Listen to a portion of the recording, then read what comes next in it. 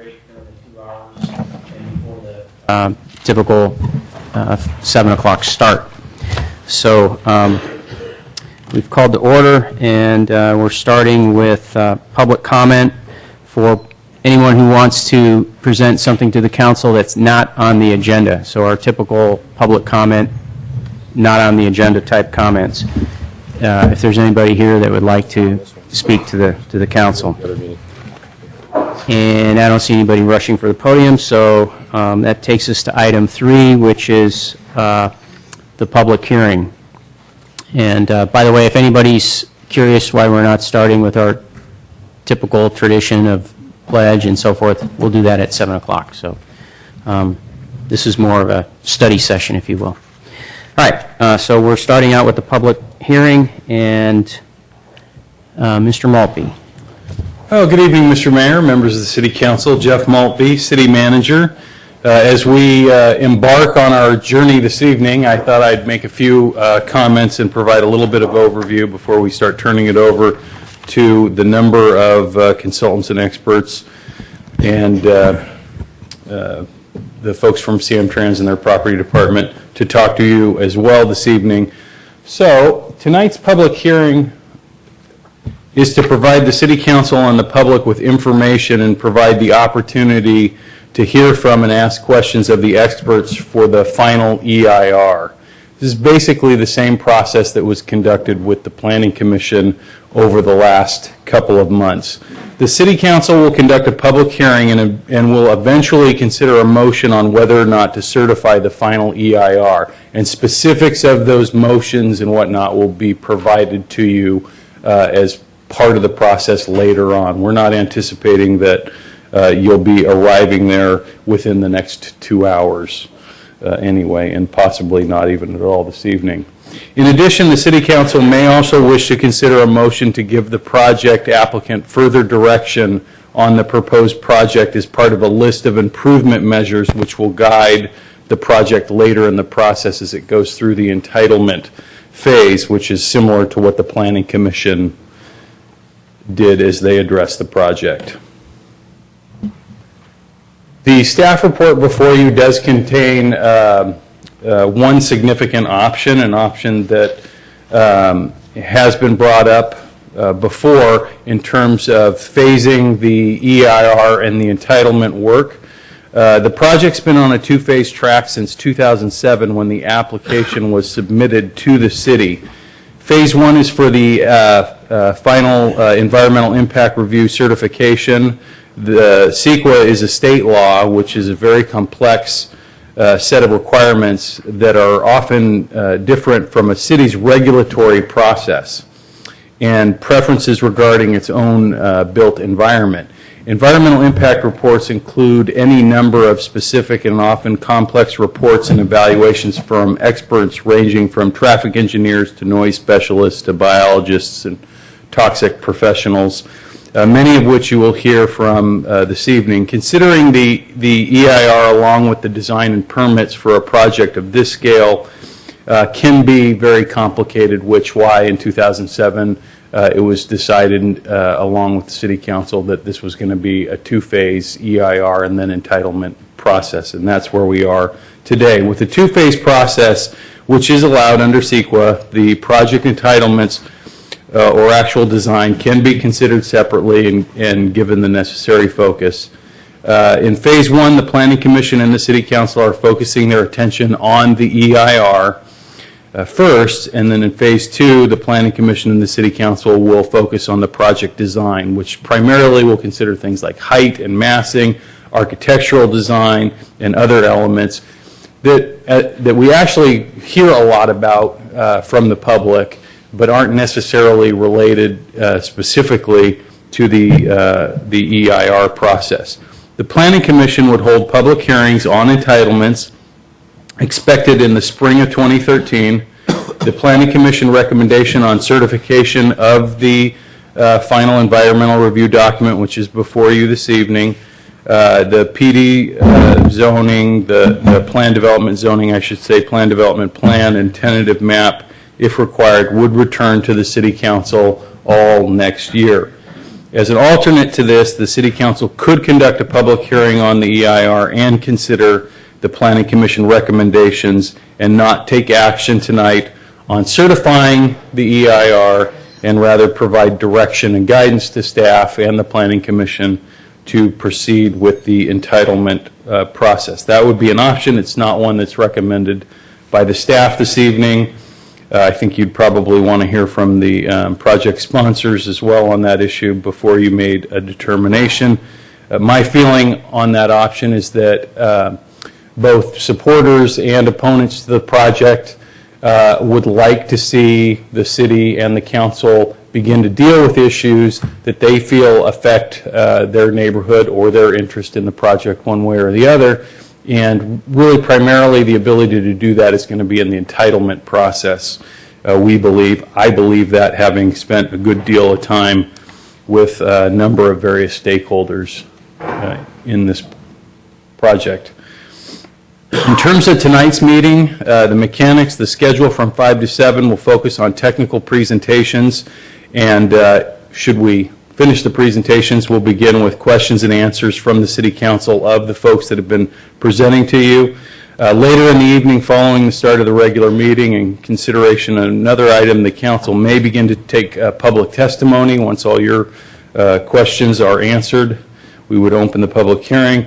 Tonight is the Council's first public hearing on the final environmental impact report, and there may be more meetings, as many as the Council deems necessary, before the Council decides to take an action on the environmental impact report. Following the public hearing, the Council may wish to consider whether or not to consider the recommendation from the Planning Commission regarding certification of the EIR.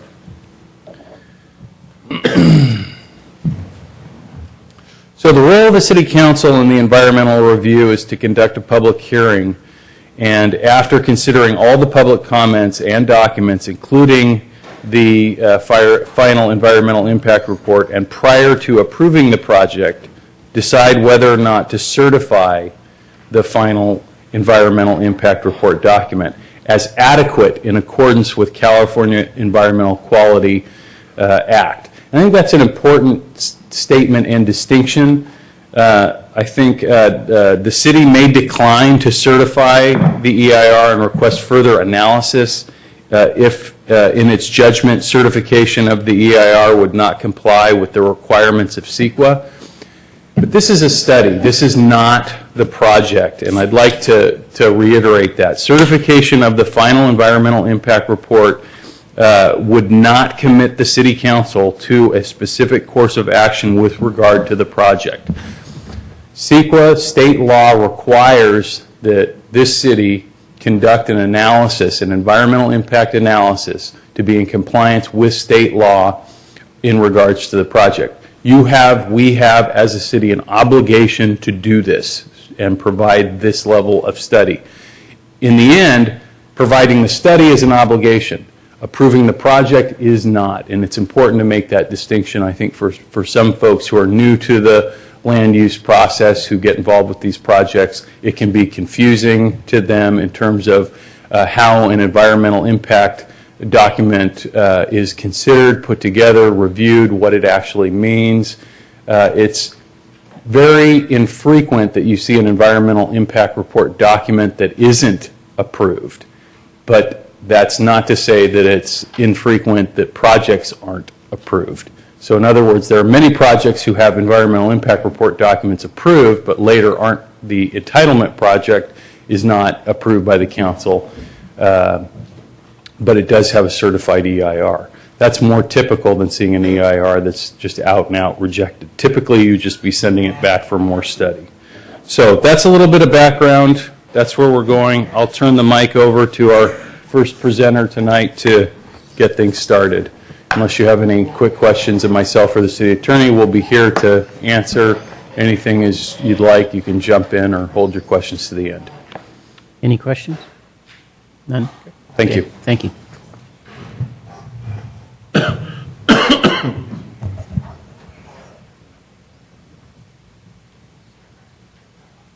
Good evening, members of the council. Mr. Mayor, I'm Mark Simon, Executive Officer for Public Affairs for Samtrans. I wasn't sure it was me speaking because he referred to experts. In addition to me being here, we have a couple of key staff members here who can also answer quite a number of questions. Brian Fitzpatrick, who's the manager of our real estate program, and Seamus Murphy, who is in charge of community relations and government affairs. Thank you for the opportunity to discuss this project and explain some of the reasons why Samtrans hired Legacy to pursue this project. It is an important transit-oriented development project, and Samtrans, as a matter of policy, is committed to transit-oriented development as a means of improving upon a community, providing an opportunity to do that, as a means of revenue for Samtrans, and as a demonstration of the value of transit-oriented development. We estimate we will get somewhere slightly below $1 million in revenue from this lease, should it go forward as it's currently constructed. Customers, people who are determined to adopt a lifestyle that is adjacent to transit, will find this an appealing project. It is an ideal location for transit-oriented development. It's next to a major transit station that receives robust train and bus service, and it is in walking distance to downtown San Carlos, one of the most vibrant suburban downtowns in the Bay Area. It is a true synergy and a true demonstration of what TOD can be. And if Samtrans doesn't demonstrate the value of this, then who will? We think we have an obligation to be a model for this kind of development. So as a matter of policy, that's why we engaged Legacy. We issued an RFP some years ago. We got several bids, several proposals, and we selected Legacy because we found Legacy to be the most sensitive, the most thoughtful about how to do this. They had the right understanding. It was, to be frank, not the biggest project that was proposed among all those that were. So we made a conscious decision to choose a project that we thought fit best, and that came from Legacy. A number of questions have been asked about Old County Road, and I thought I might as well just address that issue head on, and then I'm available for any other questions. We will seek to avoid any impact that this project or future Caltrain or high-speed rail projects have on Old County Road to the extent that we can. We do not expect that there will be such a project, but we can't be certain any more than anybody else can about what kind of configuration might be required for 4 tracks in this area and whether or not 4 tracks might even be needed in this area. At our requirement, high-speed rail has prepared an aerial alternative that does not impact Old County Road. So it already has been demonstrated that this can be done. That's our intent. One of the requirements contained in the agreement with Legacy is that the project be built in such a manner so that there is room for the right-of-way to expand westward should it be necessary. The fact is there is enough room within the right-of-way currently to accommodate 4 tracks. We were asked at the Planning Commission, one of the questions they raised was whether or not it was possible, given our relative certainty on this issue, whether we could somehow insure or bond against any future significant impact on Old County Road. We asked both our legal counsel and our insurance broker to investigate this issue, and they did so thoroughly. Simply put, it's not an insurable risk. There's generally not available in the insurance market something that could insure against this. And in no event can Samtrans obtain coverage for liabilities related to what another agency is doing or might do. That being said, we were happy to participate in several facilitated meetings with residents of the greater eastern San Carlos area to try and address some of their concerns, try and reassure them about some of the facts they've heard, and clarify some of the other things they'd heard. We participated, I forgot how many sessions there were, Brian. 4 or 5, right? Yeah, and we were happy to do so. We thought that we had a very good conversation.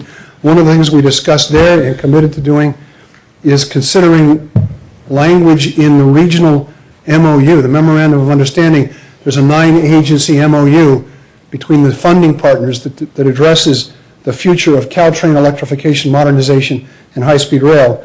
And we agreed, like a number of other cities, that this would be an appropriate venue for attempting to address this question. This is not the only community that has concerns about the future of high-speed rail and its impact on major roadways adjacent to the right-of-way. So this is an appropriate place to do that. The process of revising revising the MOU has just begun. It will include an extensive amount of public outreach and community outreach. So this will certainly be one of the places where this should be considered. I want to conclude, and I hope I haven't gone too high level, too fast. We want to be good citizens in San Carlos. This is Samtrans's home. We participated in the facilitation process, even though we believe it is the responsibility of Legacy to address the majority of issues facing this project as the developer who's going to entitle this project. That doesn't mean we absolve ourselves of responsibility. We think we take our responsibility seriously, and we hope we've demonstrated that. So we think we've chosen a developer who is the best and the right one for this project, sensitive to the community, effective at this kind of development, the right developer to continue to demonstrate how Samtrans can be a good partner to this city. Happy to address any questions or turn it over to somebody who actually might be better to answer.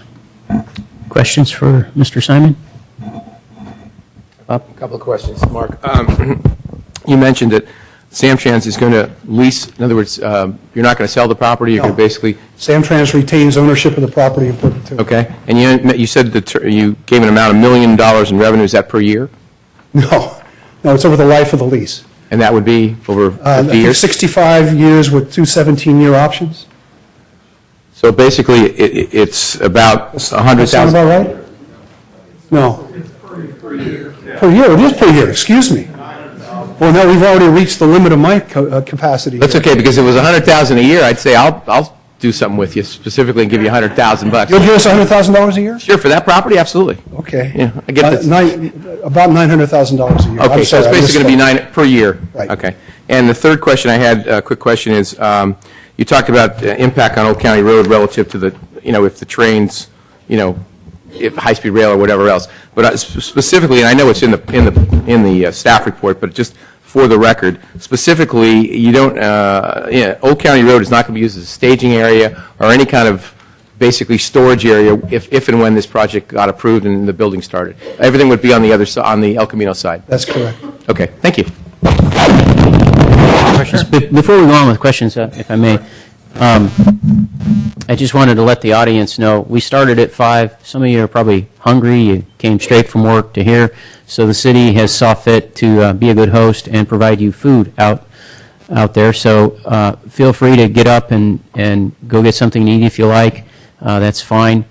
And can they bring the food in here? You can bring the food in here. Just try to be mindful of your neighbors, where you're sitting and so forth. But this, again, is a bit of a different venue than we typically have for council meetings. So it's a little bit more relaxed. That's why we have Mark Simon here. So Because we're more relaxed. that's right. I'm happy to accommodate in any way I can. Okay, questions more from the dais? Down here. Actually, Mr. Mayor, I just wanted to ask sort of a procedural question. I had organized my questions basically to just ask them at the end of all of the technical presentations and let whichever responder wanted to respond to them. I probably could go through and parse them up differently, but that would take a fair amount of time. Is that okay?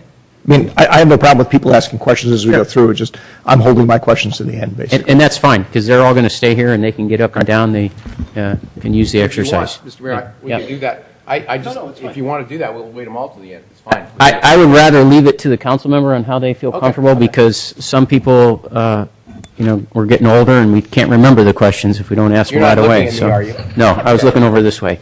So, A lot like trying to remember how much the lease is worth, yeah. do we have questions over here? I think I'm probably going to hold my questions. I have several questions that I suspect may be answered along the way, and then I may come up with others, so I think it's probably wise to just wait. Very good.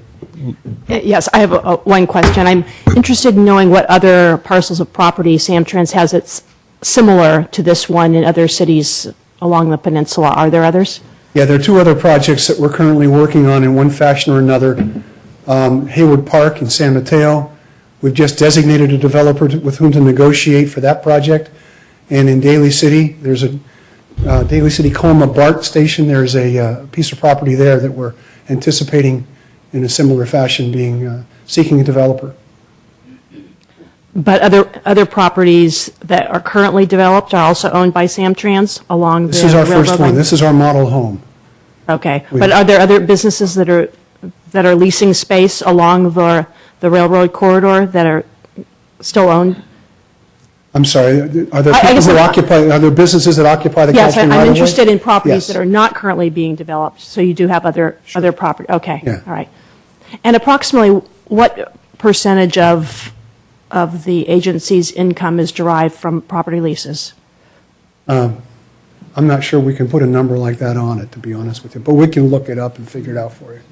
I was just curious how this fit into what you're currently doing and what your future strategy is for If the question is whether or not we anticipate this as a major source of revenue, it's, $900,000 a year is not insignificant, but we have Samtrans has a $120 million a year operating budget. So it's an important thing for us to do long-term, not so much for the revenue it generates, but the customers it generates and the nature of the community and our participation in it as the community evolves. Thank you. So I've got one question, and I don't know if you'll be the one to answer it or perhaps somebody else, but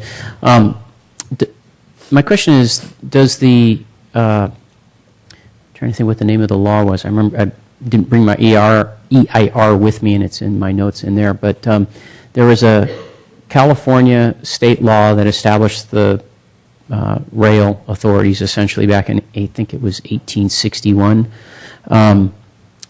Does that apply to Samtrans and the rail corridor here? And I guess that's Union Pacific as well? Well, I mean, if That you go shares back the far right-of-way. enough, it was the railroad that was built that preceded Southern Pacific, which was the San Jose-San Francisco Railroad, that was acquired by Southern Pacific.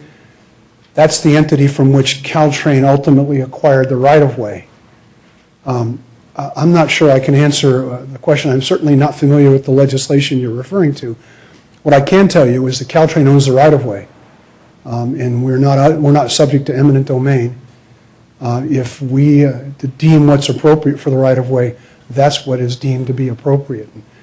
One of the questions that came up during some of the facilitated sessions is, Caltrain can promise all it wants to, but what if high-speed rail or somebody just simply decides to do what it wants on the right-of-way? And the answer is it cannot. Caltrain owns the right-of-way. We hold it in trust for the people we serve and the communities we represent. So Caltrain owns the right-of-way, Yes. but you don't know if they operated under the conditions of the 1861 rail law? I don't know. I don't even know what law you're referring to. I apologize.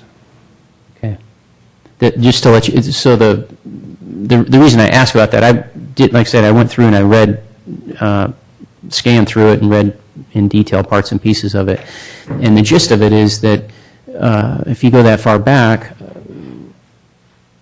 land was given to the railroads to run railroads.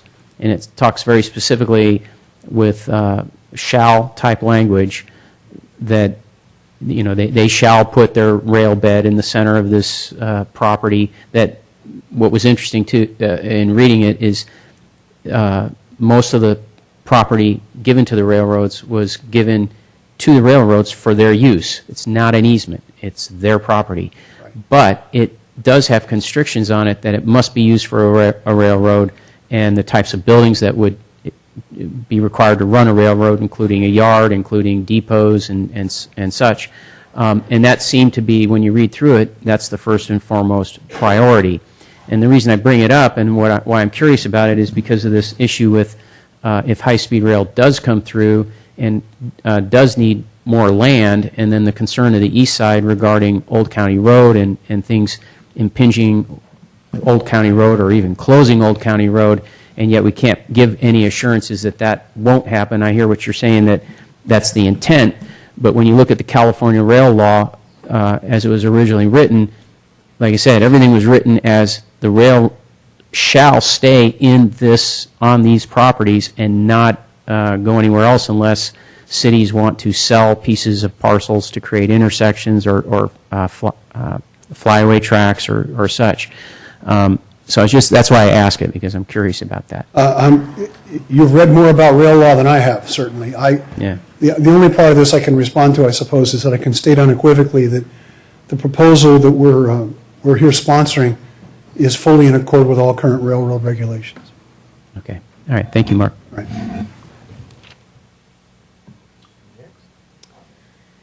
Who do we have next?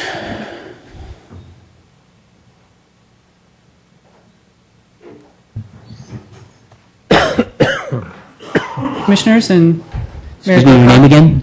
Sherry Scott with Christiani Johnson Architects. And so what I'd like to do is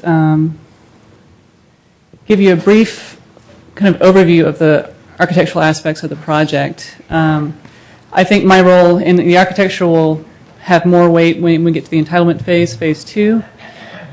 So the intent of this presentation is to show the architecture of the project that was studied as part of the EIR, so you have the background as the project was originally designed.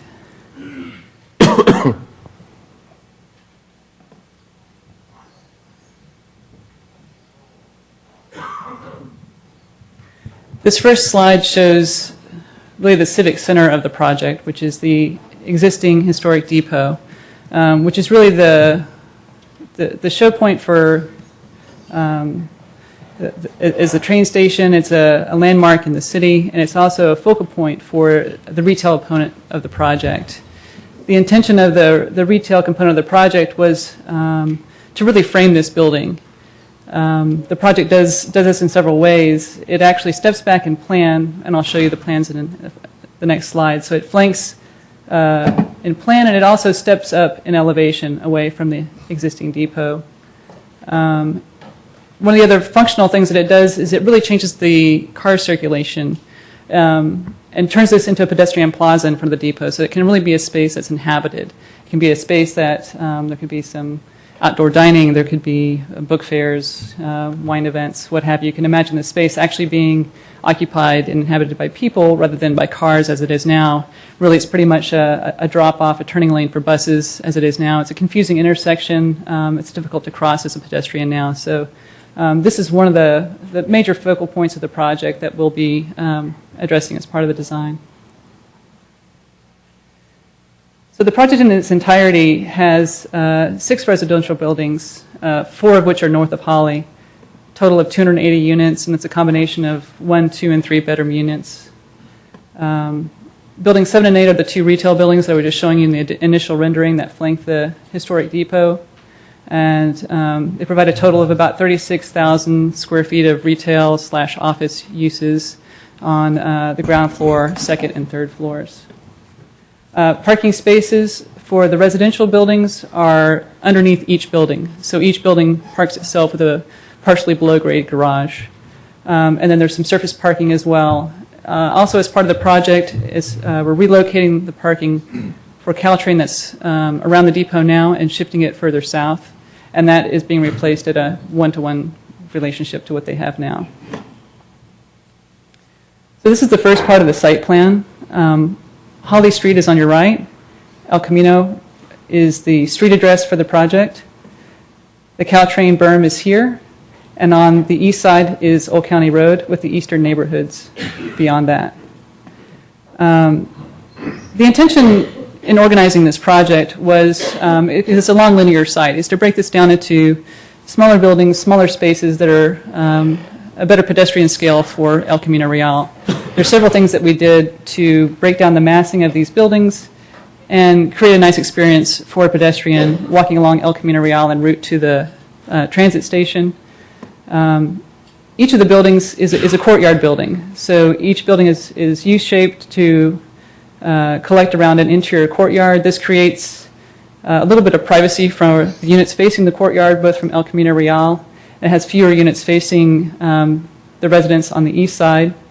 It also breaks down the mass of the building, building 1, building 2, 3, and 4. So it's not just one continuous bar of a building. It's actually broken down by stepping in and out from the street. One thing that was done as part of the design process was to move all of the building lobbies to enter directly off of El Camino Real. Initially, we have surface parking between buildings 1 and 2 and between buildings 3 and 4. We initially had lobbies off of these parking areas just as a functional constraint. But as part of the planning process and then part of working with the city's design review consultant, the intent really became to activate the street as much as possible. So we have the building lobbies addressing El Camino. We also have individual stoops for units facing El Camino Real as well. So as much as we can, we're activating the street for pedestrians and making this much more of a green, wide sidewalk, pleasant place to be on your way to the train station into downtown San Carlos. Now this is the second part of the site plan. Holly Street is now on your left, and we're heading further south. This is the historic depot here. Buildings 7 and 8 are the retail buildings that flank the depot. And as you can see, they step back in plan as well as in elevation, as I showed you in the previous rendering. To the north of that are the two residential buildings, 5 and 6. Again, there's parking for the residential buildings underneath those buildings. There's surface parking here for the retail. The first parking here is also reserved for retail, and then the Caltrain parking is beyond. You can see in the elevation below, we go from 4 stories down to 3 stories, down to 2 stories, and then back up again to step down and up with the scale of the depot. Another major improvement that we hope that this project brings is really to try to connect the east side to the west side at the depot location. Right now, as driving along Old County Road, it's really difficult to tell that you've actually arrived anywhere. I know there's a lot of complaints about the pedestrian circulation across Old County. It's difficult to, even with a light crossing there. I think cars often speed through here. So we want to change the paving pattern here and really tie this to a new paving pattern that's also on the west side, so that as you progress from the east side to the west side, it's a safer experience for pedestrians, and it visually connects the east to the west in a way that it doesn't now. Again, by turning this into a pedestrian plaza, I think the circulation path for a pedestrian coming through this area is also nicer, because you're really protected all the way to the curb at El Camino, instead of crossing several lanes of pulling in and pulling out in buses, the way it stands now. And this is a detail of the crosswalk here. Enhanced paving connections on the east side and on the west side, and a habitable pedestrian plaza. The Caltrain parking, this is the furthest south portion of the site, is shifted further south. And again, this is replaced the parking that was taken from the residential buildings and the retail buildings further north. As part of this process, we have had several meetings with the residents on the east side, Greater East San Carlos, and they have concerns about our project from a view perspective and from a height perspective. And so in talking with them, we've organized the grid of our buildings, the layout of our buildings, to relate to the eastern street grid. So between buildings 3 and 4 is where our surface parking is here. So looking down Springfield, you actually see a wide open break between the two buildings. Similarly at Sylvan is the pool courtyard. So again, there's a visual break aligning with that street. At Inverness, the building steps down to 2 stories at this location. And at Riverton, it steps down to 3 stories at this location. So in addition to stepping down at height, we're pulling back in plan as well, particularly at buildings 1 and 2, where we weren't able to have a wide open break between the two buildings. We've actually increased the setback at these locations. So in addition to stepping down to 3 stories here, we've pulled back an additional 11 and 14 feet. Similarly at building 2, going down to 2 stories here, we've pulled back an additional 11 and 14 feet.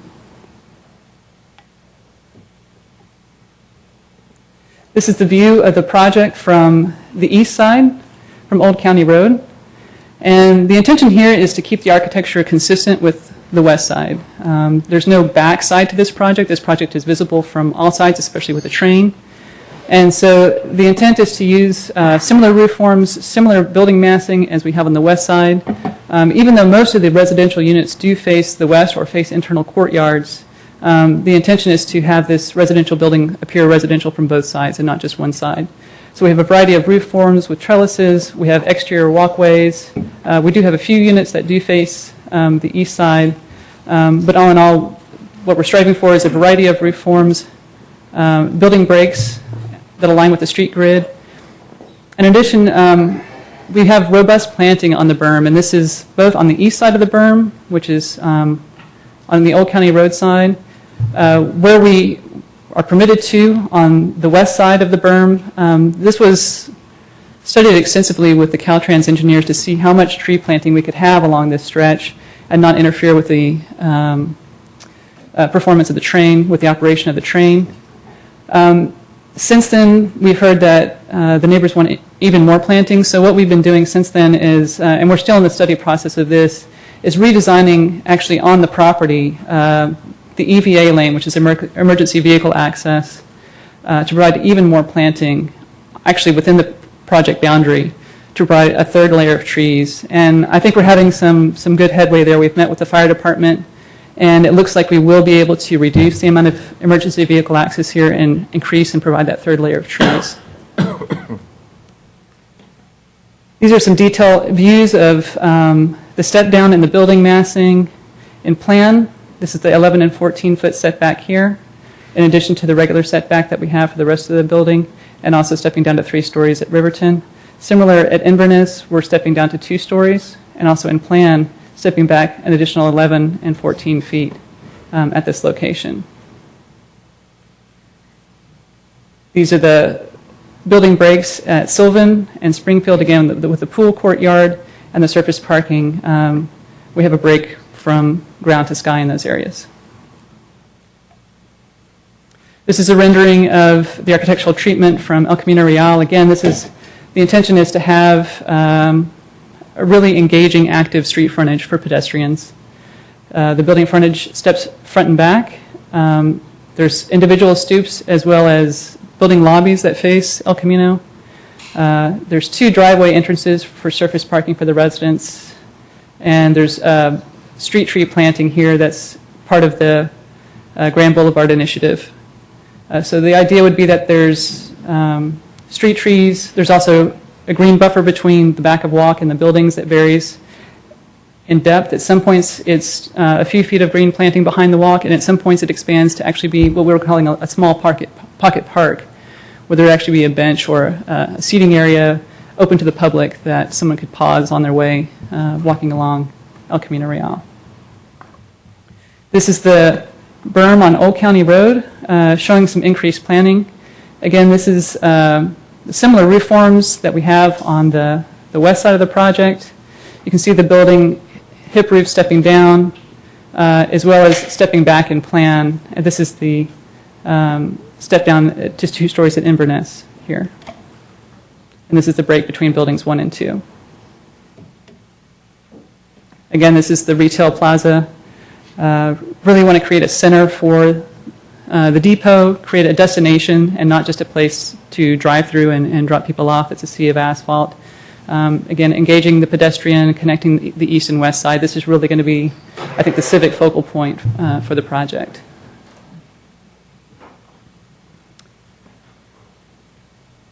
Okay. Another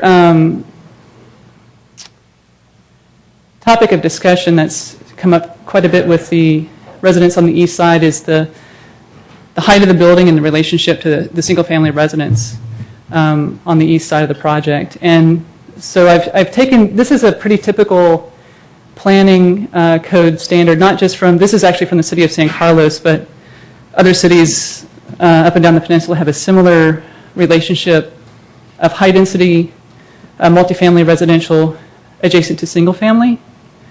And as you can see, the height is directly proportional to the distance from the property line. And so if the single family homes were directly adjacent to the project, a project with a height of 50 feet would need to be set back 50 feet from the property line, essentially. This is another diagram from the planning code illustrating a similar point with a right-of-way between.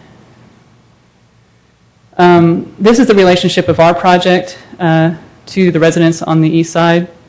So walking through the building section, this is our 4-story building with a garage that's partially above grade. This is our setback to the Caltrain tracks with the Caltrain berm in the middle. Then we have the right-of-way for Old County Road, sidewalk, yard setback, and then the first single-family house. Going from north to south, this is the Riverton Drive. It's a little bit hard to read here, but basically our four-story building frontage to the face of building at Riverton is about 192 feet, just to give perspective of the height of the building at plus or minus 48 feet versus the distance of 192 feet. Similarly, Inverness, a similar relationship. The setback actually reduces slightly. I think it's like 189 feet at this location, 176 feet at Sylvan, 175 feet at Springfield. So that's the basic relationship of the height of the project as it relates to the single-family residences. And this leads into, I'd like to show just a couple of animations of the shadow studies, also illustrating that point that even though we do have a four-story building, the distance from the adjacent neighbors, it just puts the shadows in perspective of what a four-story building at that distance does in relation to the single-family homes that are currently there. We'll start with the summer solstice clip. So this is running through from morning until night, and I'll pause it and stop it at a couple points after it runs through the first time. It's basically 2 seconds of animation per hour as the shadows are going from east to west here. So you can see the shadows start to get longer. They're about to touch the berm here, the Caltrain berm here.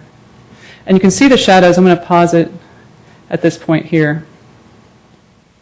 You can see the shadows starting to come up onto the top of the berm here. The berm itself is casting shadows.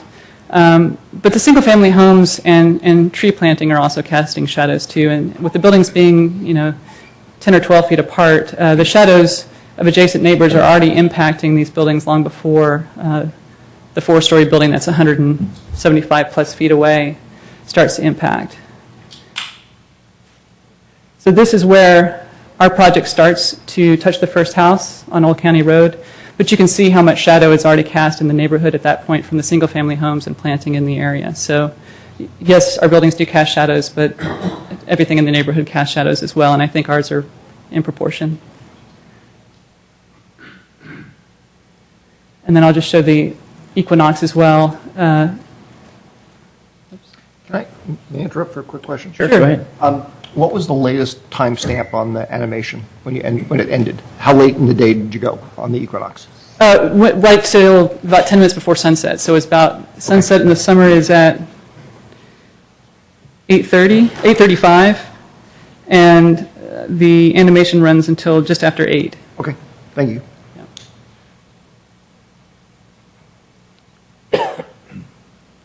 Again, I'll run this, I'll pause this when the shadows start to touch the first house at Old County Road. This is the equinox rendering here. Sunset at the equinox is at 7:06. So this is 24 of 25 seconds. So this is about an hour before sunset. So this is about 6 o'clock. And this is when the first shadows are starting to touch the first houses along Old County Road.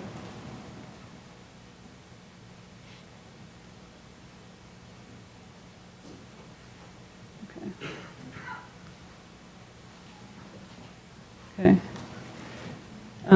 So that concludes my presentation. It was a quick overview. Are there any questions in the general aspects of the architecture at this point? Or I'm sure there'll be a lot more in phase 2. But Yeah. Questions? Sure. Thank you, Mr. Mayor. Thank you for your presentation. A couple of questions. Part of the EIR analysis that I recall reading talked about how the Caltrain lot as it exists and as it will re-exist after it's moved is actually the usage rate's relatively low. I mean, it is. So was consideration ever given to some kind of option which resulted in a smaller parking lot and spreading the buildings out more, which therefore would mean they wouldn't have to be as high? Do you see what I'm getting at? In other words, if you have excess parking space, Sure. why not use it for something else? Sure. There's a couple of aspects to that. One is I think for the future growth and the future options for the operation of the train, long-term, Samtrans was interested in preserving the current number of parking spaces that they have. One thing that's going to happen at some point down the road, and I should let Samtrans probably speak to this, is that the current platform location is going to shift further south. And I don't know what the timeline for that is, but I think the idea is to leave that southern portion of the site open for options that they have as part of their management plan down the road. I'm not surprised to hear that. I guess I'll just mention in passing that I will have a question later on about whether or not that indicates a higher level of use of the rail corridor than perhaps was contemplated in the EIR. In other words, if one is anticipating needing more parking spaces, that's because one is expecting to have bigger or more frequent trains. The other question I had related to that is, was a possibility of, well, let me describe it this way, starting the project as far south as you could, basically inverting it and building towards the north and putting things like the parking lot on the north end, okay? Because the further south you go along El Camino and San Carlos, across the berm, it's increasingly industrial and commercial and not impacting residences as much. That's true. I'm just going to pull up the overall site plan so we can kind of point here. The other aspect of the site, it does get more commercial as you go further south, but the other thing that happens is the site gets more and more narrow as you go further south. You can see that the width of the site at the southernmost end is quite different than at the northernmost end. I'm sorry, I do realize that, but I guess what I was getting at, particularly in combination of the idea of possibly shrinking the parking lot, is the trade-off such that and it obviously would affect the economics. I'm just wondering if that was ever considered. You know, I know it's wider towards the north, but which makes it easier to develop, but that's not necessarily means it's infeasible to develop it the other way. Right. From the residential aspect, no, that was not studied as part of our. We Okay. essentially started at the north end. Architecturally and for the residents, it's the more appealing part of the site because of the depth of the site. Right. Having these sheltered courtyards, I think, is a big plus for the residents. Having interfacing courtyards because. It's not just the train, it's also El Camino. There's two fairly intense uses on both sides of the site. And so the more depth that we can have to work within, it's more appealing for a residential project. So that's where we focused our efforts. I understand. It's all a matter of trade-offs, though. So, Sure. thank you.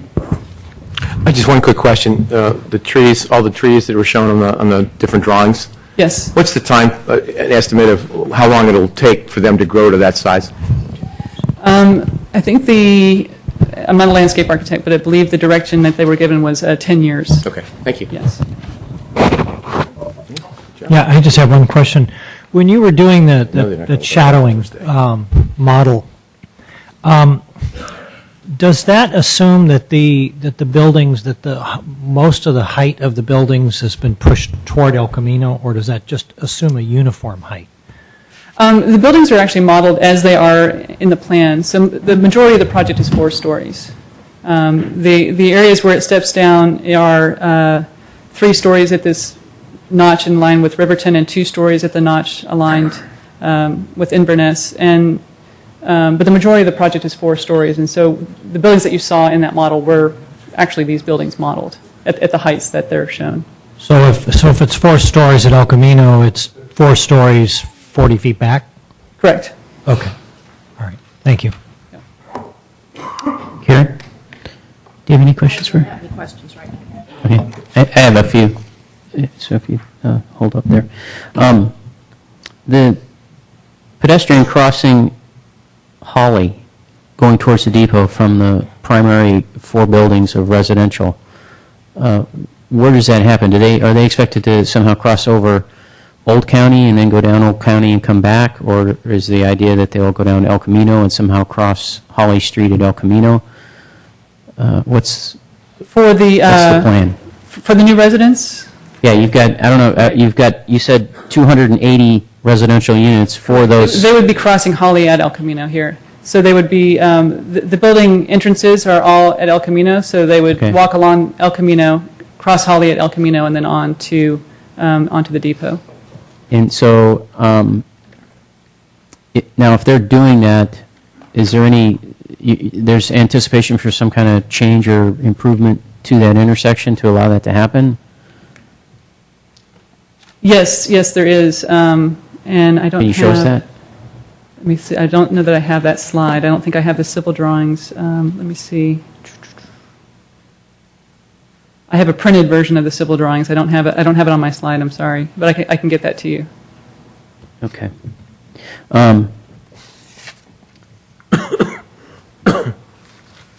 And I guess you've already said, so the parking location versus the train platform, you're not sure about that because that's somebody else, that's Sam-Trans. That's a separate project, but Separate it would be project. shifting further south. My understanding is at some point in the future, the platform would be shifting further south. And I don't have more details than that. I don't know if Brian, I wonder if that's contingent on high-speed rail and what they're doing or what. I guess to the mayor's question, I believe that that is indeed the case, that if there's a need for passing tracks, you would need to shift the platform south. But if, on the other hand, there are no passing tracks, high-speed rail doesn't come, or the passing tracks are somewhere else, not in San Carlos, then there'd be no need to move the platform. Is the mic on? Is your mic on? I don't think it's on. The light was on. Light is on, but I don't. You want to try that again? Is it on now? Now it's on. Yeah. Now it's Beautiful. Okay, to the mayor's question, essentially moving the platform towards Arroyo is required if passing tracks go through San Carlos. On the other hand, if high-speed rail and passing tracks never come, in other words, the status quo continues, or if the passing tracks land somewhere else other than San Carlos, there's no need to move the platform. So that's the determination. There is no need to move the platform, even though the distance from the parking as it currently exists to the platform is going to be increased by moving the parking south. correct. I'm just curious about all these distances from two locations. One, the distance that folks who are living in the, out of 280 residential units, how many are in the north of Holly? Close to 200. So, okay, a good percentage, that's what, 2/3 of it.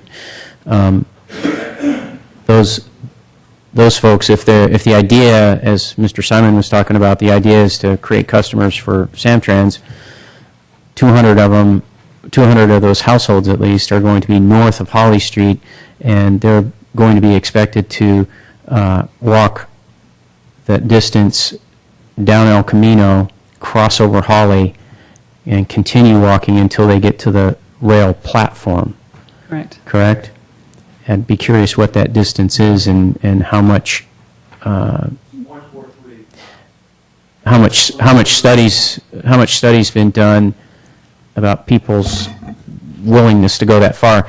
Conversely, if we move the parking to the south, how far is it, say, from even 50% of the parking off I in believe that we do have some distance? data on that as part of the EIR, if I'm not Okay. mistaken. It's probably not really a question for you as the architect, but Actually, does Yeah. Brian Fitzpatrick from Samtrans Sure. can Yeah, probably go ahead. address these questions. okay. Mr. Mayor, members of the council, Brian Fitzpatrick, Manager of Real Estate and Property Development for Caltrain and Samtrans. We've hit on a couple things, and so I thought maybe I could wrap some of this up for you in terms of your questions. First of all, when you look at the area that is to the south, where the parking will be moved, before we started this project, we looked at the project, and there was no such thing as high-speed rail. But we looked at the project from Caltrain's perspective, and we said we would be foolish if we developed a transit village and we didn't account for the ability for this railroad to expand. Even though we're not planning on doing it, we got to make sure we do that. So we set forth an area that was reserved for a 4-track scenario. That area that was needed for 4 tracks never made it into the RFP. In other words, the developers were told, you can't touch this area. So what that means is the southern area where the parking lot currently is located, it's only about 50 feet wide as you go out there now. By the time you reserve what we needed for 4 tracks, you can't develop out there. So you can't shift because there's just not enough area to really developing anything of meaning at this. That's question one. Question two, to the mayor's points about walking distance. One of the things that we did as a study for this project is we looked at how we would attract ridership by bringing 281 units and somewhat, around, let's say, 600 people to the proximity of the station living there. How many people we would generate from that? And we compared that to what loss we might experience by moving these parking spots somewhat further away from the development. And the work that was done by Mr. Canepa, who's back here, basically told us, we won't lose anybody who currently parks in the station because they have to ride farther. We're within normal bounds and normal walking distances as defined by a lot of studies. We don't anticipate losing anybody. We anticipate gaining a ton of riders from the people who will live right there and will walk to the station. And then the last question I think that you had was, right now we park on an average per month daily parkers per our 2012 count 67 a day. But there's sort of a wide variance, because what I did is I looked back at the 2012 numbers and then I said, well, let's look per month to see what kind of variance we get. And it's between about 59 and 91 per month. That's kind of the variance you get. So the parking lot's about half full.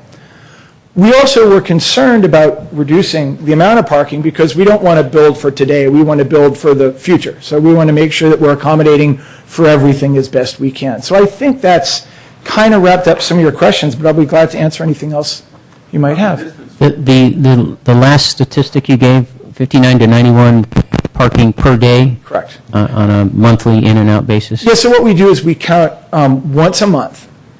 And then that average on that once a month count through the fiscal year 2012 was 67. Okay. And then the variance, May through September, which is just a little bit more current. I look back at those last few months just to get an idea of the variance.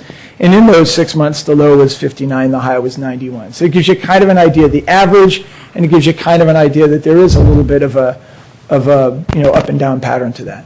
And what is the distance then at either extreme of the project that people are being asked to walk, if they're going to walk from, say, their home on the north side or from their parking space on the south side? Right. The extreme distance. Yeah, I don't know those numbers exactly off the top of my head.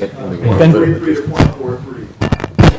Well, let's let that sit out there. And We'll let that sit out there, and I'll somebody let the wants to know technical that, experts so. get back to you on that. But I thought that would help you look at the context and see how we did what we did. Okay, appreciate that. Mayor,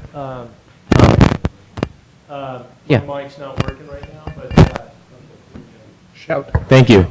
Mr. Mayor, yeah, we have a good deal of research with regard to walking distance and acceptability of walking distance and what's it's actually measured in level of service and what's an acceptable, very much like traffic is.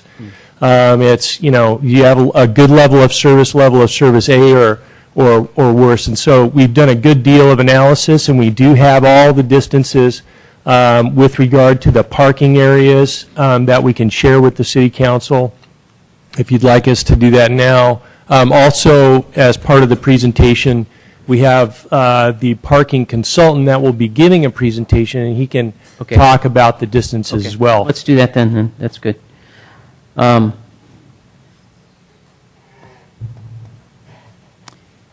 And I think this other question I have will probably come up later too with traffic and circulation, but from the architect's presentation, it just made me jot down a question here about the impact of the southern transfer of the Samtrans parking to El Camino intersections at Cherry, and I'm trying to think what the other one is. What's the intersection just further, the next block down from Cherry is? Arroyo? Arroyo? Or that's Olive? Olive and then Arroyo, yeah, that's right. Okay. So I guess those will come up later. Let me just check my notes, see what else I have here. Regarding the landscaping, the Vice Mayor was asking about the maturity of the trees as depicted, but I was, which I thought was a good question, and my question was regarding those trees and the landscaping shown on the berm. Is that going to be owned by the project, or will it be owned by whom, and who will be in charge of maintaining it and so forth? Well, we can talk about the current ownership. Currently, the trees on the berm and the landscaping on the berm is maintained by Samtrans, and the flat areas are maintained by the city of San Carlos. The flat areas? So they would, anything below the foot of the berm out toward El Camino Real. Okay, I'm thinking, I'm sorry, Mr. Savay, I'm talking about, I wasn't clear, on the Old County side, because a lot of the depictions that the architect showed was of this improved landscaping And so the question came to my mind, if the improved landscaping's put in, it's great that it's there, who's going to maintain it and take care of it and be responsible for it? And the expectation that staff has had through the process is that it would continue to be maintained by Samtrans. Okay. All right. Thanks. Those are my questions. Next presenter?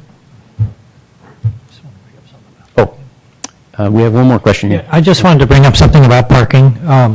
According to the attachment 3, it says, and I just want to clarify this because it's part of what it does say, and some of it's what it doesn't say. It says the distance from the furthest parking space to the Caltrain southern stairs, and this is assuming you are at El Camino and Olive, is approximately 1,170 feet, which I calculate to be about a fifth of a mile.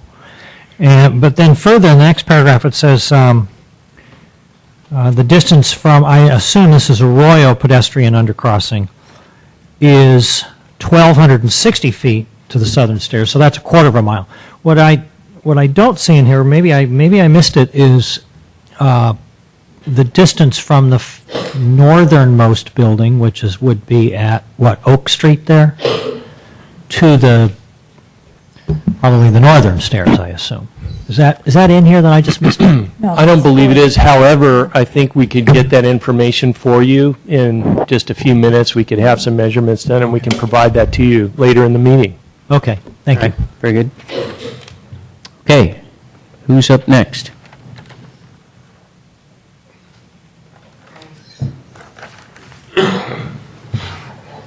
I'm going to guess that I'm next since no one else is coming up. I didn't print out the agenda before I came in the room tonight. My name is Michael Kay. I am a project manager for Atkins. We were hired by the city to provide the CEQA documentation for the proposed project. And I am going to do my best to get started with this presentation. Thank you. So, Mr. Mayor, members of the council, as I said, my name is Michael Kay. What I want to do is just give a real brief overview of the CEQA process and then give a brief overview of some of the impacts that we determined through the CEQA process might result from the post-project, and try to emphasize the issues that are of most concern to the community. I also have Chris Shields here. He's going to give a separate presentation on the noise analysis, and Gary Black from Hexagon Transportation is going to give a presentation on the transportation impacts of the project. So,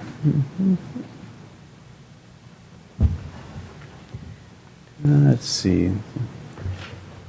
So what are the purposes of CEQA? Basically, and it was discussed a little earlier when the meeting started, CEQA is a tool to provide decision makers and the public with a document that looks at the potential physical impacts of a proposed project. It identifies ways environmental damages can be avoided or reduced through changes in the project description or mitigation measures. And it also discloses the reasons why a project might be approved, and regardless of whether or not significant environmental impacts would result from the project. This comes after the CEQA process, after the final environmental document is adopted. The approving agency would have to adopt what's called a statement of overriding considerations. So what constitutes significance? Again, the thing that really is important with CEQA, that the impacts are based on changes to the physical conditions of the project area or the area immediately surrounding the project.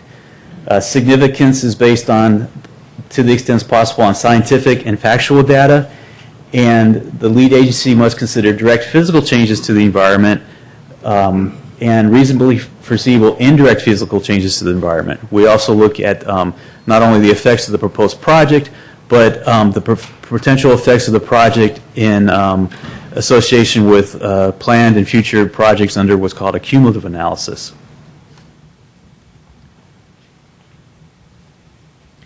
So how is significance determined? The main thresholds that we use when determining the significance of a project are in the CEQA guidelines, Appendix G of the state CEQA guidelines, which were adopted by the state of California back when the CEQA regulations were first passed.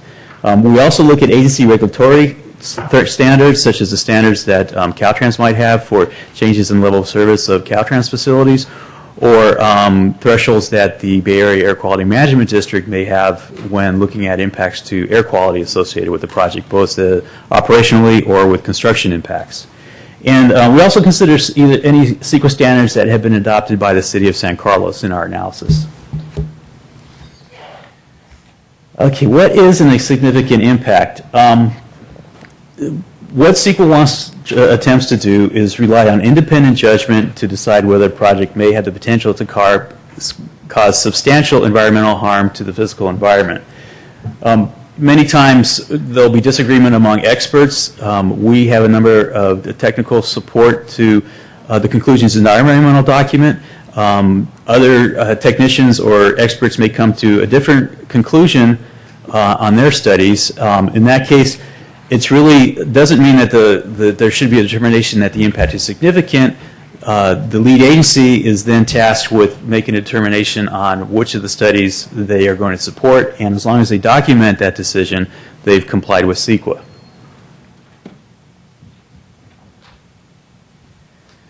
Factors not relative to CEQA have to do with things like public controversy and potential effects on economic and social or property values. These are not determined to be changes to the physical environment, so those are not considered significant effects under CEQA.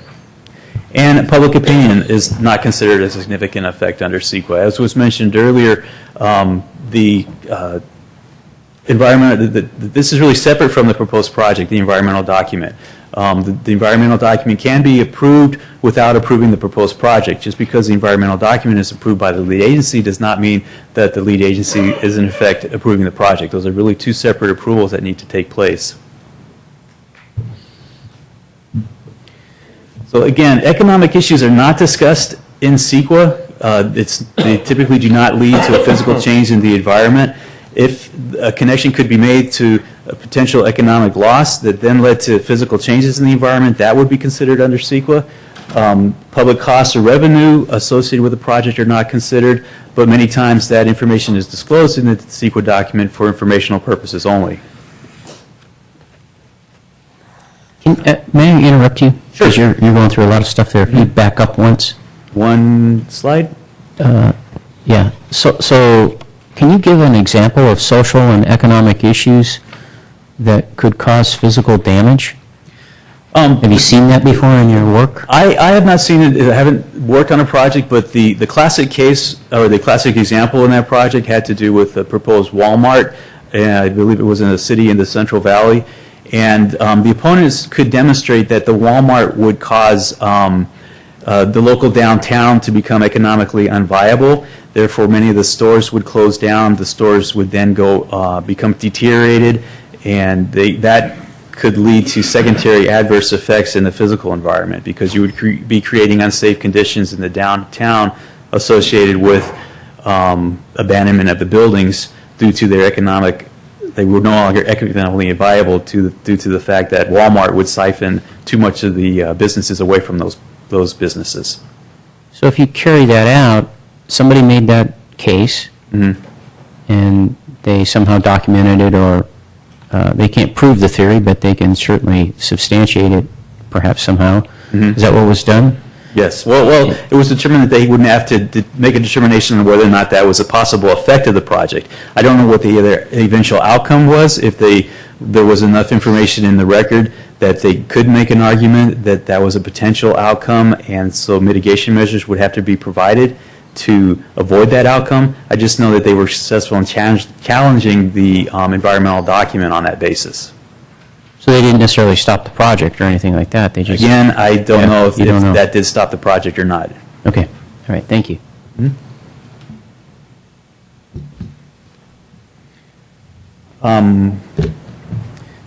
So the final EIR, the project has, we've been doing the environmental documentation for a number of years now.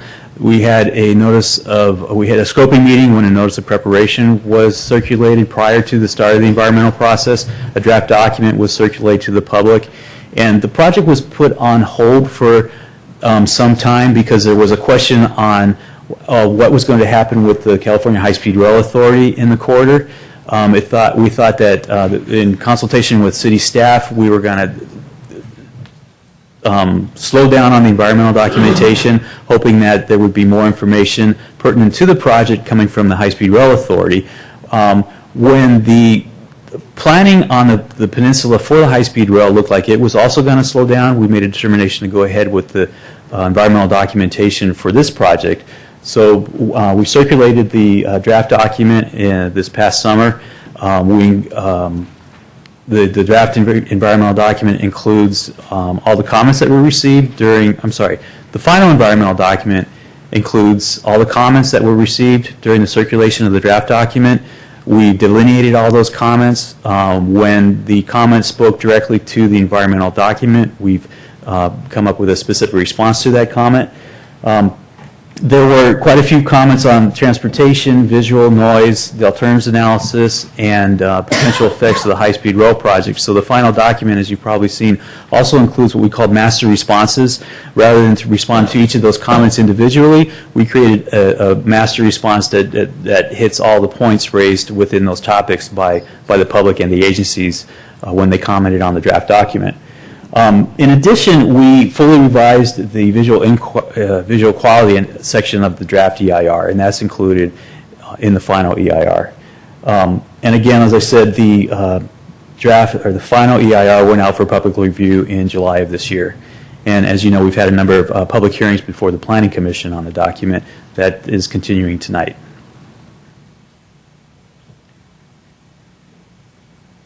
And again, I just wanted to give a brief overview of some of the topics that were of major concern to the public and the community.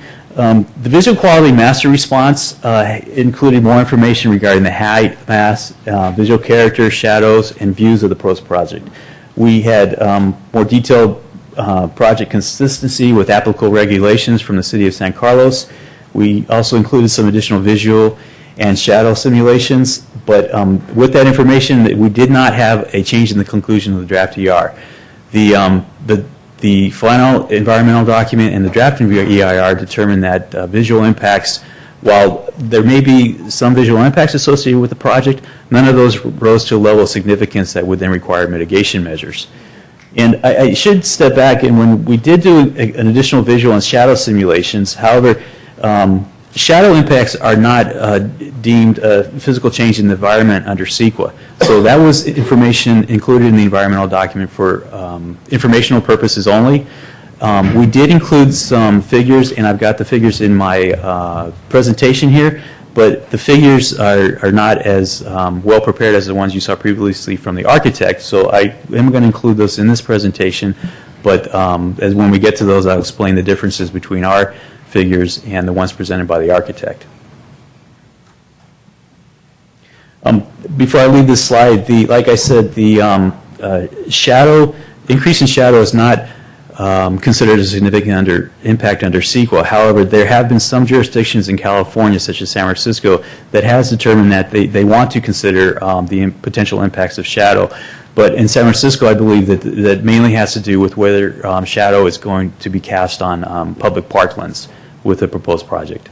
And they have regulations regarding the percent shadow that could fall on a public resource such as a park.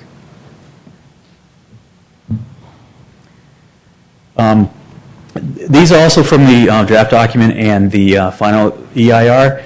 It's just a couple of visual simulations for the proposed project. In each of these subsequent slides, the top is the existing condition, and the lower photograph or simulation is with the proposed project. Under the CEQA standards, what is considered impacts under the visual effects really have to do with the massing and height of a proposed project. Many times we will create simulations that do not include any of the articulation on the building, such as windows or colors or trellises, etc.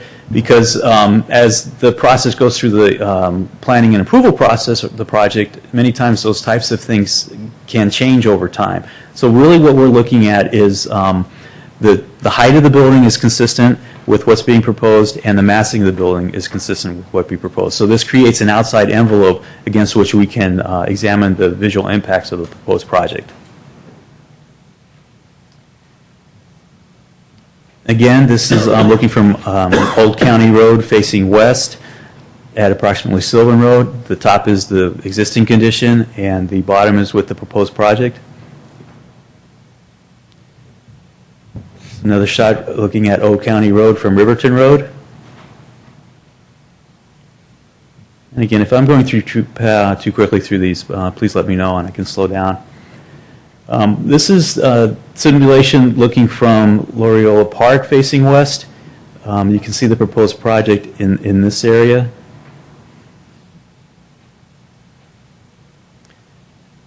This is another simulation from the park. This is just farther into the park itself. You can see where the proposed project becomes visible just above the treetops and the rooftops. This is closer to the middle of the park, whereas the previous simulation was taken from further back away from the project. And this is Old Camino Real, or El Camino Real, looking south from Oak Street.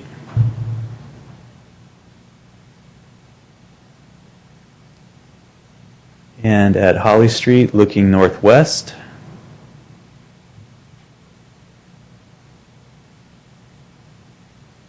Okay, El Camino from Bush, looking south.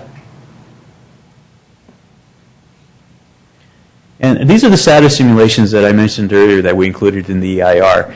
Now, the limitation with these figures is it only shows the shadows that are being cast by the proposed project. It doesn't include any of the intervening existing shadows from things like the berm or existing trees or the existing structures that are in the surrounding the project area. We looked at a number of different hours, starting from 10 a.m. through noon and then down to 5 p.m. These are the shadows that would be cast by the project at the winter solstice. You can see from 4 p.m. to 5 p.m. There are no shadows because at the winter solstice the sun sets probably around 4:30. At the equinox, you can see that the shadows don't quite reach across the street by 5 p.m. Obviously, in the summertime or in the morning, the sun is on the other side of the proposed project, so there wouldn't be any shadows cast on the residential neighborhood. At the summer solstice, the sun is much higher in the sky, so the shadows that are cast at 5 p.m. are shorter than they would have been at the spring equinox. And then we're back at the autumn equinox. So this is very similar to what would occur at the spring equinox. We were also asked to provide additional information for the shadows that would be cast at the summer solstice. So this is what was in the previous slide. By 7 p.m., the shadows are starting to cross the street, and then by 7:20 p.m., before the sun sets, the shadow actually would go extensively into the neighborhood. But as I said earlier, this is very limited because we don't have any elevations for the area outside the proposed project. So this assumes that everything around the proposed project is flat. There are no trees, there are no buildings. So this assumes that there are no structures between the edges of the shadow and the proposed project. So in reality, they wouldn't extend this far because of all the intervening structures and trees.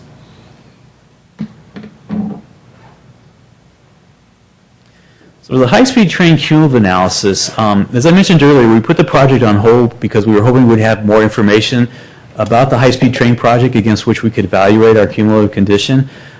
When that wasn't forthcoming, what we did was the high-speed train looked at a number of different alternatives on the peninsula.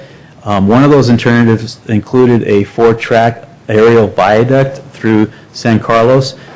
We decided that would represent the worst-case scenario, so that was the alternative that we chose to look at in our cumulative analysis. And again, this was done as part of the master response to the comments received on the draft. And when we looked at the worst-case scenario, it did not result in any changes in the conclusions in the draft document as far as the cumulative analysis. What the cumulative analysis really looks at is, would your proposed project the effects of the proposed project in relation to and in addition to the effects of cumulative projects, would those have what's called a cumulative adverse effect on the environment? And if so, would the proposed project be cumulatively considerable? That is the contribution from the project enough, the contribution from the proposed project to the cumulative impact, would that be enough such that the proposed project itself would be required to provide mitigation? In the case with the high-speed rail project, the major adverse effects of a high-speed train, looking at the worst-case scenario with a 4-track aerial viaduct, those impacts would far outweigh the impacts associated with the proposed project. Therefore, while there were some aspects where the project would contribute to the cumulative impact, it was never deemed to be cumulatively considerable. So, in a sense, what we're saying is that the adverse effects of the high-speed rail project will be evaluated in the environmental document for the high-speed rail project, because our contribution to the cumulative impacts is not severe enough that we have to develop mitigation measures for our project alone. All the impacts of the high-speed rail project will be, and mitigation measures will be borne by the high-speed rail project, not our project.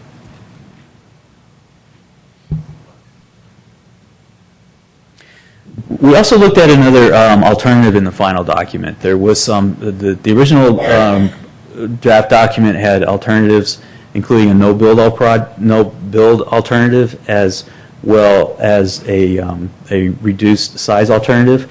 There was some thought that maybe we could look at what we a change in the mass and size of the buildings as part of the proposed project. In consultations with the architect, it was determined that those really wouldn't work economically.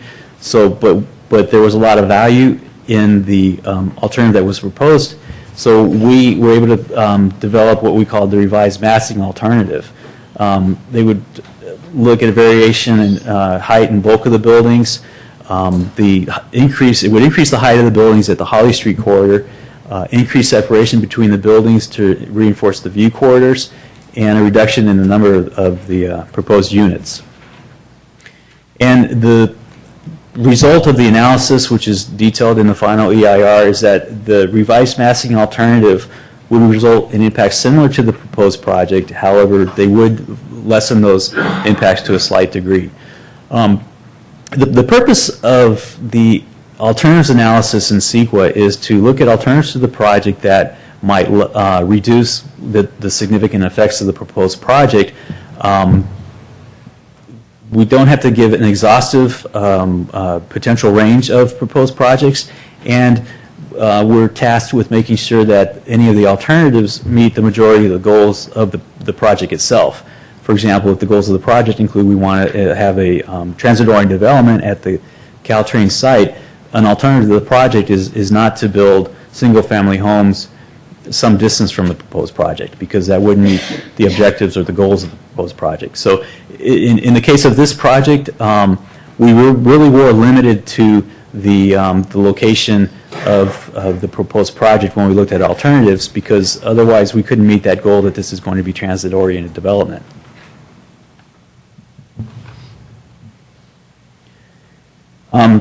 We did do some visual simulations of the alternatives, and again, this is the existing condition, and this is the proposed project. I put this here to so that we have a better sense of what the alternatives would look like.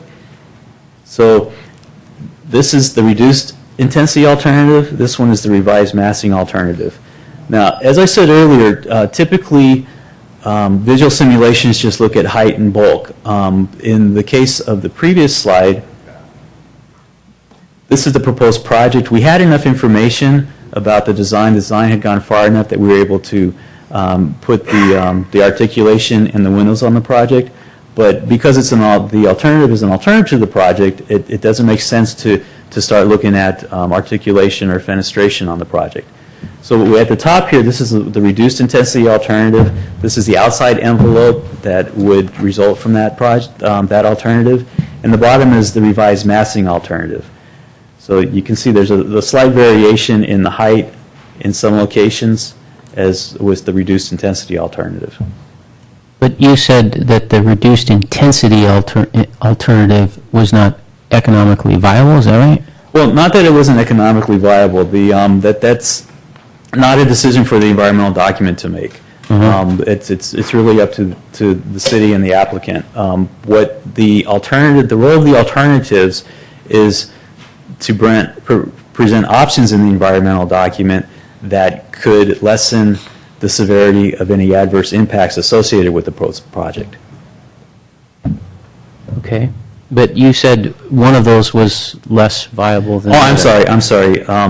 The alternative that was proposed by a member of the community after the review of the draft document, the architect determined couldn't work for them at the level. That alternative did include quite a bit of plans. I think it also included floor plans. The architect determined that wouldn't work for them, but they were able to take some of the features of that alternative in development of the revised massing alternative. Mr. Mayor, may I tag along on that? Yeah. Thank you. One of the questions I had actually is the staff summary of the revised massing alternative. The very last sentence of it says, "For these reasons, the FEIR concludes that the revised massing alternative is infeasible." And I'm frankly yet to hear anything in what you said that I would map as infeasible. Less attractive, yes. Less other things, yes. But I'm not sure. And I know you didn't write the staff report, but I Unfortunately don't have that information in front of me, so I can't speak to that. The city staff may be better to. Sure. From a staff perspective, I don't think that's correct. In terms of the EIR, it's not correct. What we've heard from the project applicant is that the alternative where you push the height and density down toward Holly Street is infeasible for a number of different reasons. One is that it changes the construction type, and two, if you add units on either side of Holly Street, you can't provide the parking underneath those units because you have a water table and you need to go deeper with the parking structure. So we heard from the developer that alternative was economically infeasible. So that, I think, perhaps got lost in translation from the EIR to the staff report. And we can always clarify with the developer on that as well. Process question related to this. How does a body like this, if it so desires, push towards an alternative other than the proposed project? I'm not sure I understand the question. Through the environmental process or after the environmental process is concluded? Through the environmental process. Again, I think that's in your field of work, then, if we thought, well, we don't want to do a no-build project that, like you said, it doesn't meet the goals. But to meet the goals, but to lessen the impact environmentally, choosing some alternative other than what's being proposed. How do you drive towards that? Well, maybe if I answer it this way, it'll help. The alternatives, as I said earlier, look at a reduced size of the proposed project. So in a sense, the proposed project itself is the outside envelope that the city could approve for construction at the site without having to reopen the environmental document, because all of our potential impacts are based on the largest proposed project. So subsequent to the environmental review process and adoption of the EIR and statements of overriding considerations, if necessary, the council can work with city staff and the applicant on revising the proposed project to come up with something that might be more acceptable to the city. As long as that project is within the larger envelope that was evaluated in the environmental document, the CEQA process doesn't have to be reopened in terms of an addendum to the CEQA document or a reevaluation of the proposed project in a subsequent CEQA document. But is it unreasonable to push the backstop closer to, you see what I'm saying? At this point in the process, to move the backstop or the goal line or whatever analogy you want to make, so that you set it right there and you know you're not going to get a project that has any greater impact than X? Well, that's a separate process. You're talking about approving the project. Okay. We've evaluated the proposed project.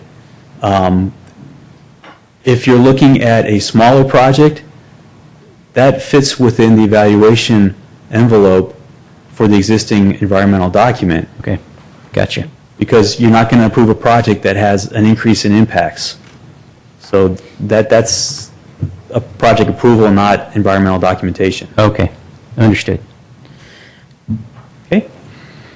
I think there are a few more simulations. Okay, this is from Old County Road facing west. Again, this is the existing condition. This is the proposed project. And this is the reduced intensity alternative, the revised massing alternative. So you can see here where, you know, this has been set back. It's shorter than the proposed project.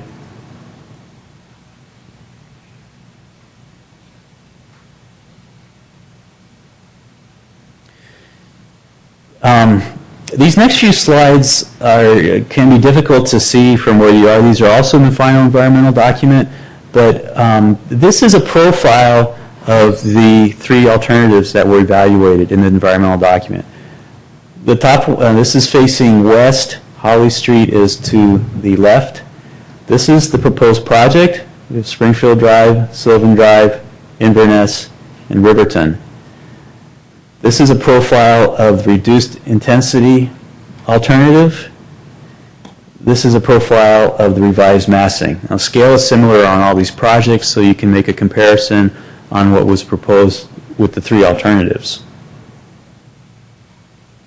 The next slide is similar. It just shows the various heights of the different alternatives. And then what we've done with this slide is to try to provide a better idea of what the differences are among the alternatives. In the top profile, what's in yellow is the revised massing alternative. What's in red is the reduced intensity alternative. So you can see how the revised massing has a smaller building at this location. With the reduced intensity alternative, you know, you're getting closer to, you have a reduced separation between the buildings. This middle figure shows the revised massing alternative, again in yellow, with the proposed project. The proposed project here is shown in transparency. So you can see that the proposed project is much higher at locations. The buildings number 2 and building number 3 are larger, and building number 1 is much higher under the proposed project. This last figure does the same thing, the comparison between the proposed project and the reduced intensity alternative. As you can see, there is not as much difference between those two projects as there are between the revised massing and the proposed project. And again, these figures are in the environmental document. They're probably clearer if you can see them in front of you rather than that distance from the projector. They're actually pretty good from up here. Okay, good. As I said earlier, we've got folks here to talk about some of the other impacts associated with the project. I just want to make a conclusion that the environmental document determined that there would be no impact. There's three alternatives we can come up with our thresholds. No impact, less than significant, significant. If we determine that the impact would be significant, SEQRA requires us to propose mitigation measures. If we can demonstrate the mitigation measure would reduce that level of impact to less than significant, with adoption of mitigation measures, that's designated in the environmental document. If implementation of the mitigation measure would not reduce the impact to less than significant, then it's deemed significant unavoidable. For the purposes of this analysis, we looked at there would be potentially significant and significant impacts to the following items on the list there. However, in all cases, we found that there was feasible mitigation measures to reduce those impacts to a level of less than significant. So approval and construction of the project would not lead to any significant unavoidable impacts per the thresholds and the levels or the thresholds of significance that were used in the environmental document. Okay. Questions? Mark? Thank you, Mr. Mayor. Actually, let me start with one right off your last slide there. Can you remind me, what was the visual quality significant or potentially significant impact that you identified that could be mitigated? We actually did not designate any significant impacts with visual quality. All of them were deemed to be less than significant, so there are no mitigation measures associated with the project regarding visual impacts. Okay, wait a minute. I'm confused. Then why is visual quality listed up there? Even though maybe I was going to go and get I felt like I'm going to need it.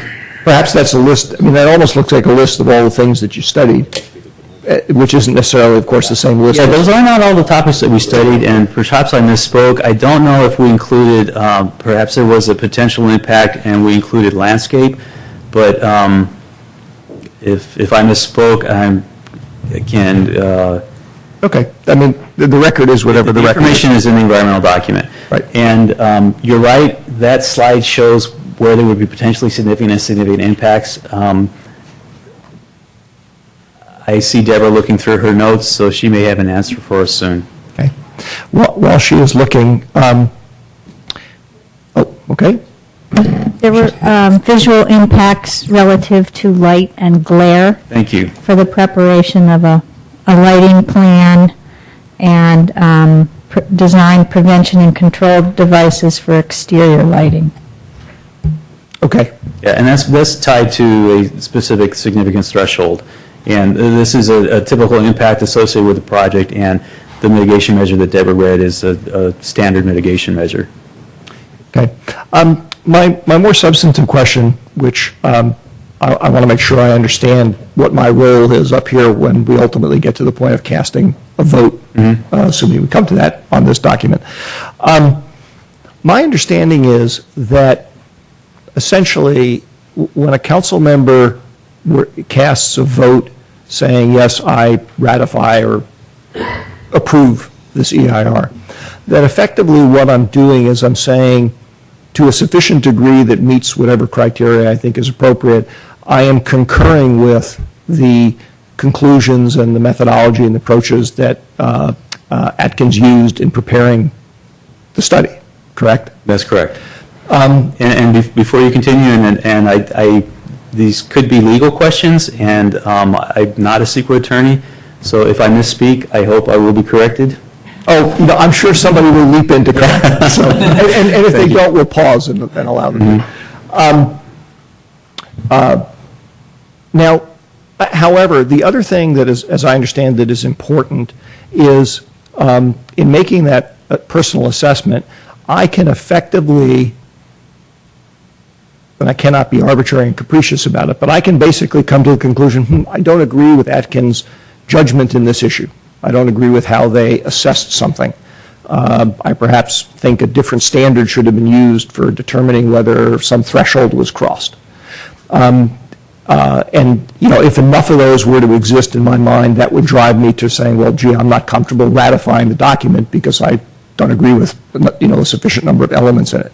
So in a sense, while we have hired an expert to prepare this document, at the end of the day, when we cast the vote, the council is ratifying, assuming it's a favorable vote, the council is ratifying that, is saying we accept what's in there. Yes. Okay.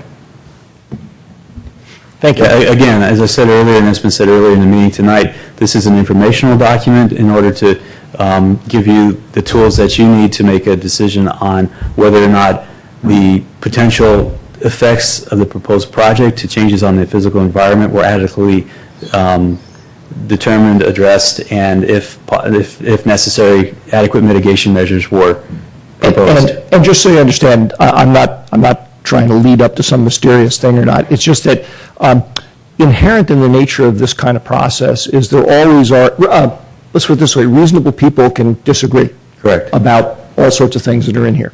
And the point I was simply making, and not in a domineering kind of way, but at the end of the day, when we vote, we have to look to our judgment, informed by your judgment. Correct. Okay? Yeah, this is your document. Right. We don't just say, oh, well, somebody who knows a lot more about this than I do says X, therefore we have to do X. We have to agree that X makes sense to us. That's correct. Okay. Thank you. Other questions? So I just had a few. The historical site, that's looked at by CEQA, or that's? Yes, it separate? is. It is. The looked train at. station? Right. Yes. Yeah. That was evaluated, and I'm sorry, go ahead with your question. No, you're, Yeah, that is a topic to be evaluated under CEQA Cultural Resources. That includes both the built environment and archaeological impacts. We did a record search with Sonoma State to determine whether or not there were archaeological sites on the property or in close enough vicinity to the property that there was the potential to disturb archaeological resources during construction. We decided that this was not the case. However, there are mitigation measures that are fairly standard if during the construction of the project and excavation, the construction workers find anything. They know what to do in terms of halting work and contacting direct people. The other aspect for cultural resources is the built environment. Obviously, the train station is on the state register, the National Register, and is a historic resource as recognized by the city of San Carlos. So we did include an evaluation of whether or not the proposed project would have an adverse effect on that historic resource. Typically, this is based on many factors such as physical changes to the resource, proximity impacts, or changes in the settings such that it's no longer deemed eligible. The goal under CEQA and when it's determined to be a significant impact is if the effects of the project are so severe that the resource is deemed that it's no longer eligible for any of the historic lists that it's on. We aren't going to be making any physical changes to the project. The setting of the train station itself is not one of the recognized features that made it eligible for the list. I believe the features included in the eligibility rating have to do with the design of the project, or the train station, and as well as the role the train station had in the development of San Carlos through time. So those two features will not be changed by the proposed project. Therefore, the determination was made that this proposed project would not have an impact on the train station from an historic resource nature. The train station is an old building. There is the potential that during construction there could be vibration effects to the building that could cause physical damage to the building. That was deemed to be a potentially significant effect, and we have mitigation measures for construction that has to do, I think, with monitoring whether or not there would be an adverse effect on the project, and then acting accordingly if it was determined that the construction of the project would have an adverse effect on the train station itself. so question to that point, who deals with the issue of, say, construction's going on, you got the mitigation measures, of course, but construction's going on, it's a sandstone building, and there's vibrations and so forth from the construction, and all of a sudden you start having problems with the sandstone blocks cracking, and it's a little bit like, my wife deals with antique teacups, and, once they're broken, Right. value just it's gone. Yeah. These are tough questions because I have not memorized the entire document. The mitigation measure, I believe, is for studies to be done prior to construction to fully evaluate the integrity of the building. Then that's compared with the proposed construction techniques, and there are models that can be used for whether or not vibratory effects are going to have an adverse effect on the building. If that modeling determines that that's a potential, then there are methods that can be used to protect the building prior to the start of construction. You're correct. We're not going to have somebody watching the building think, wait a minute, you better stop, the parapet just fell off the side of the building. You're right, by then it's too late. So this is a mitigation measure where the information is front-loaded prior to the start of construction. And who's put in charge of monitoring those? Is that on the city's back, or is that on the contractor's back? Or? It's the city has to monitor the project itself, but that will be in conjunction with the contractor and the project applicant. Okay. Yeah. It's a big issue. And you talked about cumulative, and you hit only on high-speed rail. My concern was more with cumulative in regards to we've got essentially 3 projects that are all, either the dirt's been moved already, or we're talking about moving the dirt. PAMF, Wheeler, and this one. And as I spoke on Wheeler, I voted against the EIR on Wheeler because I felt like when I asked the question, how far do you cast the net for impacts to the roadways in our infrastructure and so forth, the answer was, well, it doesn't go that far. It's too far from the project, and so we don't really look at it. And yet, I can tell you already, it doesn't take a rocket scientist to figure out if you're trying to come into San Carlos at 5:30 in the evening, you might have to sit through 2 or 3 light changes before you get through Holly Street and El Camino. And like what happened to me the other day, I made it through the intersection, kind of. My rear end of my truck was hanging out on the El Camino because when I got across, There was a space for you to wait for the next light to turn I red. couldn't get anywhere. Yeah. And even though the light was very green when I entered the intersection and went across, I couldn't go anywhere. So we already have these issues, and that's what my concern is looking at the transportation circulation patterns with all 3, as though all 3 projects were built. The reason I solely focused on the high-speed rail project was because that's the one that's most obvious, being right next to this project itself. But the cumulative analysis is very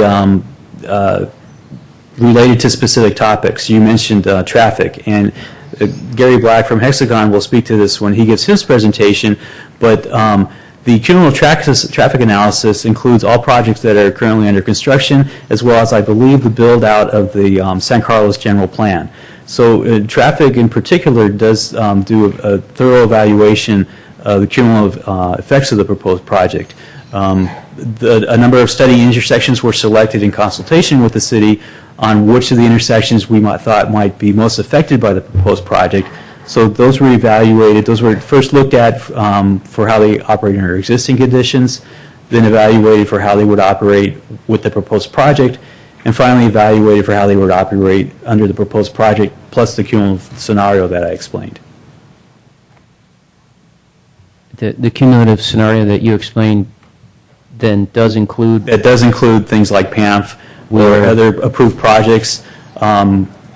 We try not to get too speculative, so usually it's approved projects or maybe projects for which an application has been filed, and then also build out of the general plan. Okay.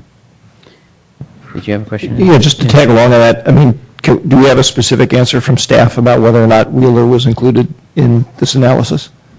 It's not an approved project, so.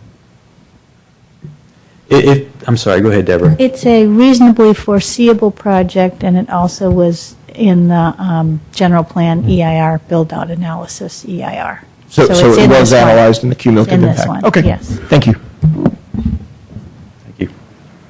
And then my last question is, you talked about things that CEQA look at is also the guidelines or requirements of various agencies. Yes.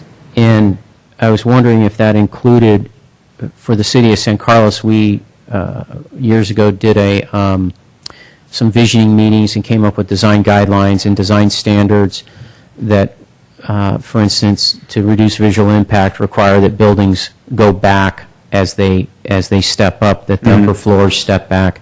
And quite frankly, since we approved those, I've yet to see a building successfully done with those standards. Primarily thinking of 1001 El Camino, which I don't want to see happen again in San Carlos. So I'm wondering if those are, do those kind of standards also apply to CEQA, or are they considered too informal? Yes and no. And the reason I say yes is because we do have a land use section in the environmental document that looks at applicable plans and policies, but only those plans and policies adopted by the local jurisdiction in order to avoid or reduce environmental effects of a proposed project. So there is a table in the environmental document that includes all the policies that the city has adopted to protect the environment, and then we've got a designation on whether or not the proposed project is in compliance with those policies. So do those design guidelines tie into visual quality, or it sounds like they... Well, the design guidelines, it's really up to the applicant to comply with those. What we then look at is the project in compliance with those guidelines, and if not, would those then lead to an impact to the physical environment? So that's something that we would more apply to the next step in the process of entitlement? Correct. Because that's what I'm hearing you Yes. say. Okay. All right. Thank you very much. You've been very thorough. Appreciate it. Oh. Now, we've got Mr. Mulpey. We've got a short time here that we might be able to take a break, and then we've got, we haven't gotten to Gary Black and so forth, so we'll do that after we have our 218 hearing and so forth? That's correct, Mr. Mayor, and I would like to ask the city attorney to sort of weigh in here to properly segue us from one meeting to the next. To the other, okay, weigh in. Okay, well, Mr. Mayor, council members, we intentionally noticed this meeting in duplicate, if you will. We have the public hearing set at 5 o'clock on this special meeting agenda that we're just wrapping up right now. And we also put the exact identical notice of a public hearing in the regular agenda. So what you're really doing is continuing from this meeting to the regular meeting in order as agendized. So that's the step you're taking. So you're basically, you don't need to take a motion. It's already been noticed in the next agenda. But that's in effect what you're doing. Okay, so we will take a break, and we will continue this public hearing during the course of our regular meeting scheduled at 7 o'clock. Let's take a little bit of a break here.